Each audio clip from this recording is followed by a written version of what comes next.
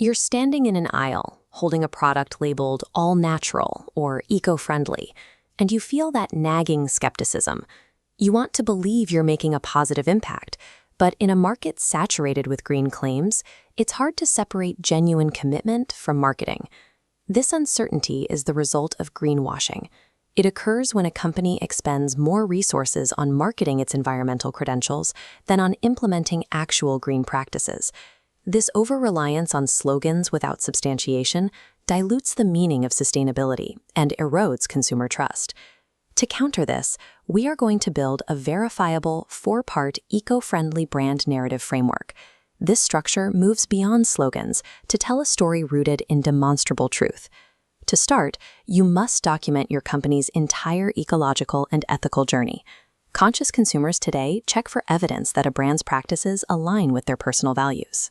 Providing that evidence through a transparent story allows a customer to invest in your mission, which builds the foundation for long-term advocacy. Look at this grid. Step 1 is the brand audit. Draw a T-chart and list your 5 supply chain pillars on the left: origin, sourcing, production, people, and life cycle. For the sourcing pillar, you must record only verifiable data. If your materials come from a farm using regenerative techniques, like the one shown here, you should note specific third-party proof points, such as a fair trade certification. True sustainability also includes the people pillar. Document the human impact of your production, including wages, safety standards, and the working conditions of the artisans or factory workers behind the product. Allbirds provides a model for this audit process. They publicly quantify their sourcing and production data by calculating their carbon footprint and printing it directly on the product. That CO2e you see stands for carbon dioxide equivalent, which is a standard unit used to compare the emissions of various greenhouse gases based on their global warming potential. No process is perfect. If you find gaps during your audit, document those current flaws alongside a clear timeline for how you plan to improve them in the future. An audit that hides imperfections or lacks hard data will be perceived as greenwashing. This step provides the honest foundation required for an authentic brand story. Step 2 is the narrative arc. You will map your audit facts onto a sequence, beginning with the problem. For instance, a brand might start by identifying the massive scale of ocean plastic pollution seen here. Look at this flowchart. Position your brand as the guide, introducing your product as a verifiable solution to that issue.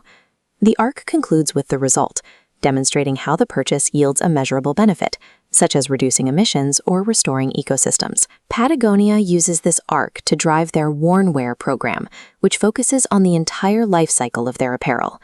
They highlight the problem of textile waste, like this tangled pile of discarded clothing, and offer a solution based on extreme durability and repair services. This narrative structure connects the consumer to a shared mission. They use the product as a specific tool to address the environmental problem established in your audit. Step 3 is the story-making shift. This is an operational change where you stop simply broadcasting a story to an audience and begin inviting them to co-create the narrative with you. Look at this UI mockup. You can prompt users to generate content, or UGC, by asking how they use or dispose of your product. UGC refers to any content, like photos or videos, created by your customers rather than your brand. Lush Cosmetics achieves this through their commitment to naked or package-free products. By removing packaging, they rely on their in-store staff to engage customers in a multi-sensory dialogue. This invites the consumer into an educational process regarding ethical sourcing and ingredient origins. If the customer isn't an active participant in the story, the messaging remains a one-way corporate broadcast. Modern conscious consumers are likely to ignore brands that don't offer this level of engagement. Look at this distribution map for Step 4, channel mapping.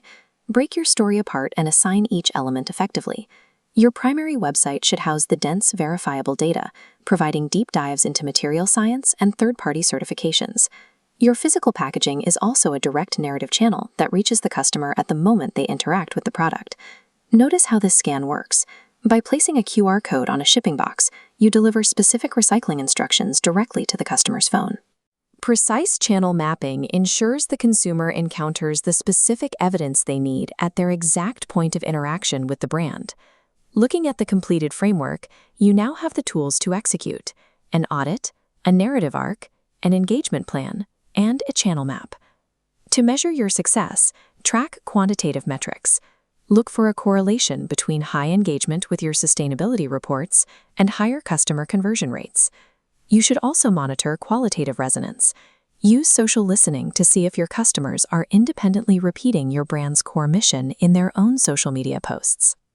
Your final directive is to select one verifiable truth from your audit today and deploy it to a mapped channel. Authentic, data-backed storytelling is a core business strategy. It serves as a primary means of differentiation in a market where consumers verify every claim before they buy.